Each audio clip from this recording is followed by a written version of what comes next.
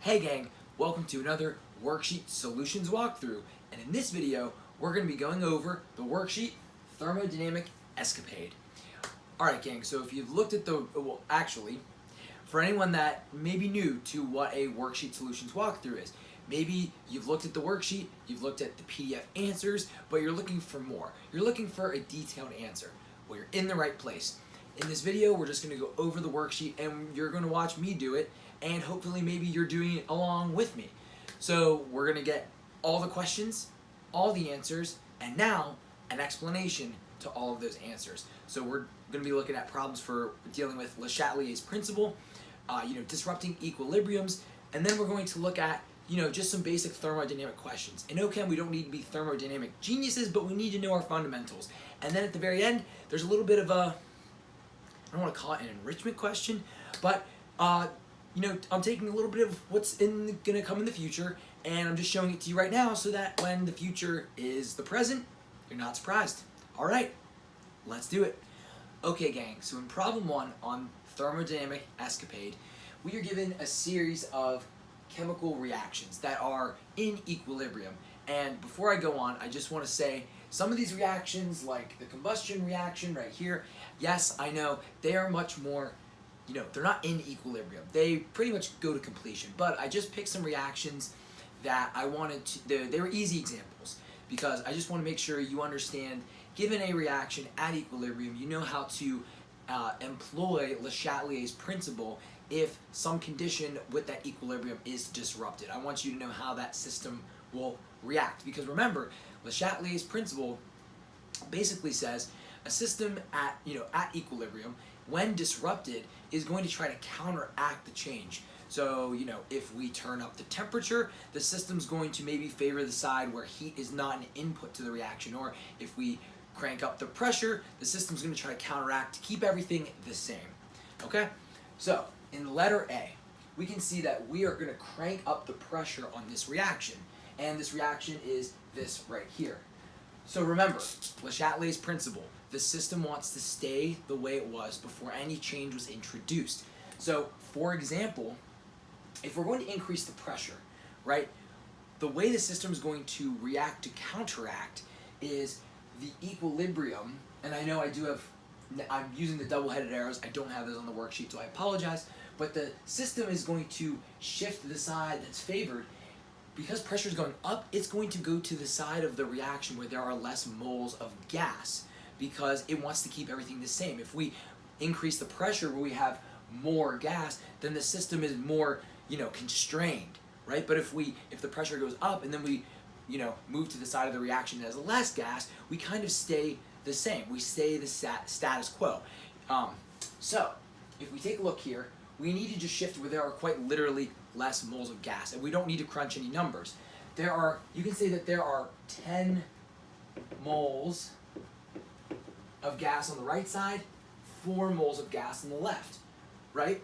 And if you're wondering how I'm rationalizing this, think of just the ideal gas law real quick, right? If we're increasing pressure, we kind of want to shift to the side of the equation that has less volume. So we have one variable going up, one variable going down. Or you can just kind of conceptually rationalize it in your head. Anyway, the answer is, the moment we crank up the pressure, this equilibrium is going to shift to favor this side. So this reaction direction will start to get more, we'll go a little bit not faster. This reaction side will start to outperform the forward direction. Okay? So B. Now we can see that we are increasing the temperature in this reaction right here, and we are given the heat of reaction, and this is in the forward direction. I guess I'll make sure I state that. So in the forward direction, the heat of reaction is plus 20 joules per mole. So it's actually slightly endothermic, going this way. So when we crank the temperature up, what happens? So because we know that this reaction is endothermic, what we need to think of is what side of the arrow this 20 joules per mole belongs on, right? And since this is endothermic going this way, that means heat is an input.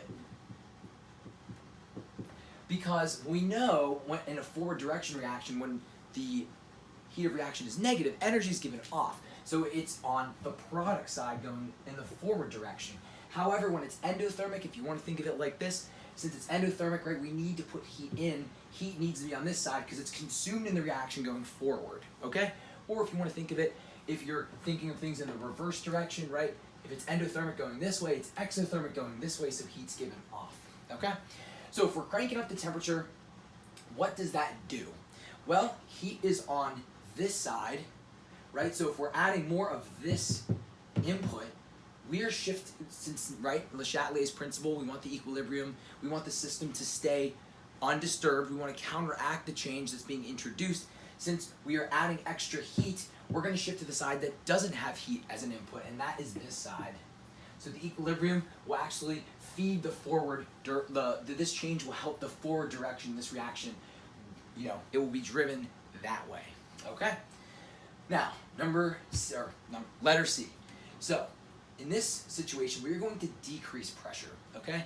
So again, we're thinking moles of gas. So since we're decreasing pressure, right, and we know the ideal gas law looks like this, since we are seeing a drop in pressure, that means we're going to we are going to favor the side where there is more volume, because if pressure is going down, to counteract the change, volume will go up. That's with equilibrium. That's what the system will react to do. So if we look at our coefficients here, we have 2 and 13, that's 15, and 10 and 8. So obviously we're shifting to the side with more moles of gas. That means we are going to the right, okay? And last but not least, letter D, we're doing an increase in temperature, except our reaction this time is exothermic in the forward direction, okay? So unlike letter B, where we were endothermic, and that meant our heat was an input, this is a product in the forward direction, right, that matters. So heat is on this side of the equilibrium arrows. So if we're adding more heat, and heat is on the right-hand side, Le Chatelier's principle, the system's going to react to counteract the change introduced. We're actually going to shift back a little bit this way. Okay, gang, so that is problem 1. I'm sure you already handled that like a champ. Le Chatelier's principle, you got it in your back pocket, but let's keep going. We have more problems to solve. Okay, gang, on to problem 2. Problem 2 is a nice quick one. I'm sure maybe if you saw it, you were thinking to yourself, got it in the bag. But I have seen, even just, you know, as basic as a problem, you know, in terms of thermodynamics on a first exam in OCHEM, where you're given a reaction diagram, a reaction coordinate, and you just need to label some things about the diagram. And namely, you better, you know, it's very easy, you know, to get tripped up, but all we're going to do in this problem is figure out the heat of reaction and the activation energy, right? So, you know, someone doesn't even have to give you numbers per se. Maybe they give you symbols and you express these values in terms of symbols, but we have numbers, so we're just going to quickly identify where's the activation energy, what's the heat of reaction, put some numbers to them, and then move on. Okay, so remember, the activation energy is the energy it takes from a reactant before the reaction starts to its, you know, peak at the transition state. So the difference in energy between where the reactants start and where the transition state is, that's the activation energy, and the heat of reaction. Never get bamboozled, never get tripped up. Heat of reaction is end minus beginning, right? So it's where you end up and where you started. And, you know, of course I'm doing an exothermic reaction. That's what we have going on because we started high, we ended low. So that means our reactants gave off energy, right? We moved from a place of higher energy to lower energy, aka we got more stable, okay? And heat was given off. So enough blabbering. I'm probably delaying the fact that we could have done this already, but if I want to indicate it on the diagram, this is the activation energy, and I'll do this. This is the heat of reaction. So E sub A is just going to be the 35 minus 25 kilojoules per mole, and the heat of reaction is the 5 kilojoules per mole minus the 25, right? Which, from a sign perspective, makes sense. We understand that it's going to take energy, it's going to absorb energy to go from reactants to the transition state. We're getting less stable, so we go up. That's going to be a positive number. On the other hand, the total overall effect of the reaction, since we know it's exothermic just from the picture, it better be negative. So we have an E sub A of 10 kilojoules per mole.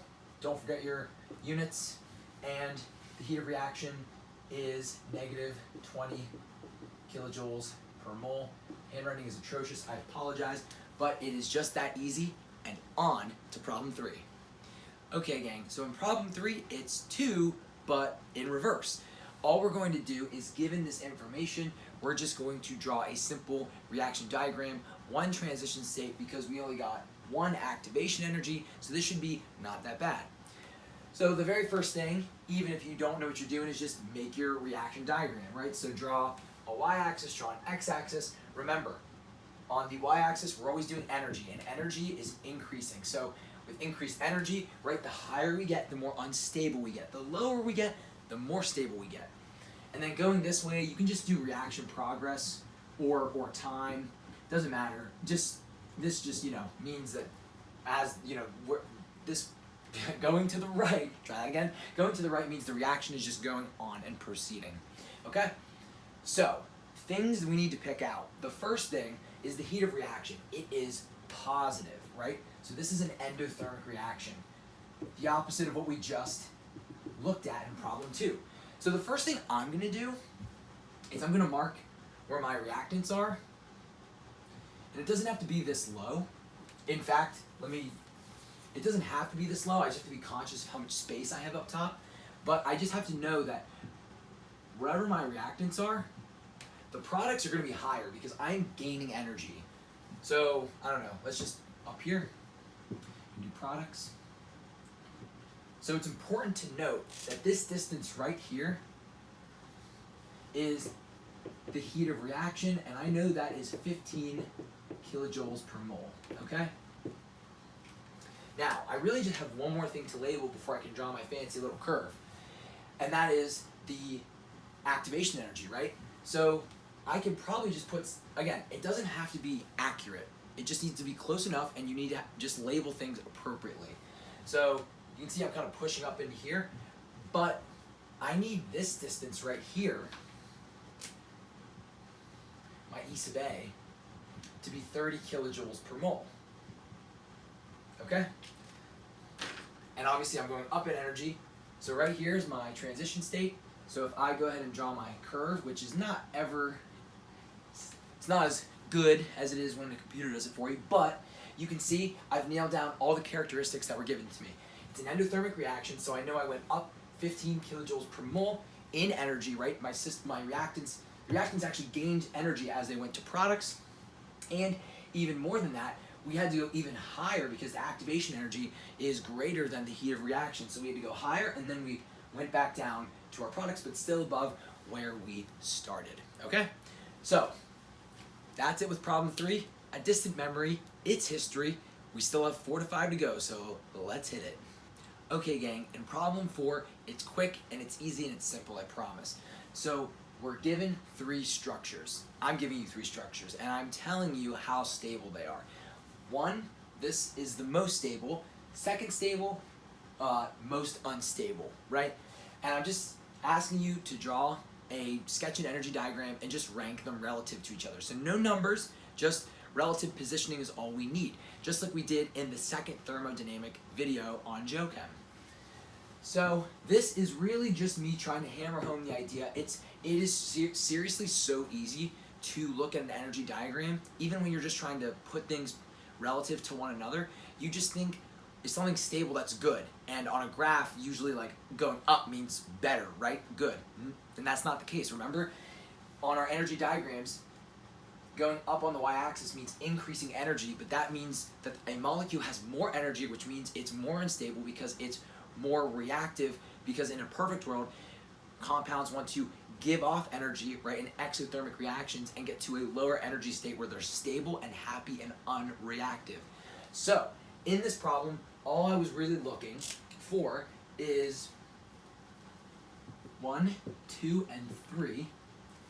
And you would need to draw the structure. So this is benzene actually. So you could just put number 1 down here, number 2 right here, and number 3 right here, because this structure is the second most stable, and this, last but not least, is the most unstable. So again, remember, since benzene is the most stable, number 1, the lowest on the energy diagram because it's very stable, non-reactive, happy with where it's at. Number 2, we're going a little bit higher. There's no rhyme or reason as to why I put this much space here or here. It was just how I put them on the diagram. All we're looking is for relative positioning, right? Second most stable, so going up in energy, and then last but not least, the most unstable, we go the highest. Okay, so that was it. Didn't even have to write reaction progress down here because there's no reaction going on. Okay, that was problem 4. Now on to problem 5, which may be the reason why you're watching this video, and I promise if that's why you are, it's a good explanation and a good problem, at least in my opinion, because I wrote it. But problem 5, let's do it. Okay, gang, let's hit problem 5. Okay, so in this problem, we are tasked with drawing an energy diagram, and we've been given properties, characteristics, stipulations that we need to reflect in our diagram. So let's go over them very quickly. So we need to have this reaction illustrate an exothermic reaction. The reaction happens in 3 steps, and the hint is included that the second intermediate is more unstable than the first. And then when it's all said and done, when the pretty picture is there, we need to just make sure we label the heat of reaction and the activation energy for the first step and the activation energy for the second step, okay? So let's take a look. First and foremost, let's just draw our scaffolding right here. So if we have our energy, obviously we're going up this way, and our reaction progress down on the x-axis, right? Okay, so what I think might help is, what I like to do is I like to just put my lines on my diagram as far as I'm starting here, I'm ending here, all that jazz. So don't ever get overwhelmed. Don't think you need to draw lines as you're doing it. In my personal opinion, I like putting, my benchmarks as far as, okay, I've on my starting materials here, that's where my energy is going to start. My products here, that's where I'm going to end. I have an intermediate, I have another intermediate. Let me just mark where those are, okay? So we know it's exothermic, so let me just pick an arbitrary location right here, just to give myself some room to draw up here, but also so that I can draw a line down here for my product, right? I don't have any numbers. I don't have to, depict any type of number as far as the heat of reaction. I just know that I'm going to start here and I'm going to end here. And all that matters, because it's exothermic, is that this distance, right, from reactant to product goes down. So I'll label it later, but technically we've done this bullet point, and let me do it in red if I get the marker off. We've done this bullet point and almost done that bullet point, but I'll keep that unerased right now. So we're already making progress, all right? So the reaction happens in 3 steps, and we have some information about intermediates. So obviously our activation energies are positive, right? So I know I'm going to go up. So let me just mark this right here. I can do this as intermediate 1, int 1, okay? And I can even go ahead and do this. I know I said don't worry about drawing it, but I think now we're at a point where we can kind of step through the transition states, if you will. So then remember, the second intermediate is more unstable than the first, okay? So that means from intermediate 1 to intermediate 2, we gain more energy. So if you want to think about it, I could just put something right here, and I could do int 2. So that I can show an activation energy, a transition state, and end right there. So that's 1 step, that's a second step, right? And now I just need to actually connect the dots. I'm probably going to have some type of transition state, and then the big energetic payoff, right? So that's 1 step because we have a transition state, a second step because we have a transition state, and then the last finishing 3rd step, right? So if we look, it's an exothermic reaction because we've gone from reactant to product, done.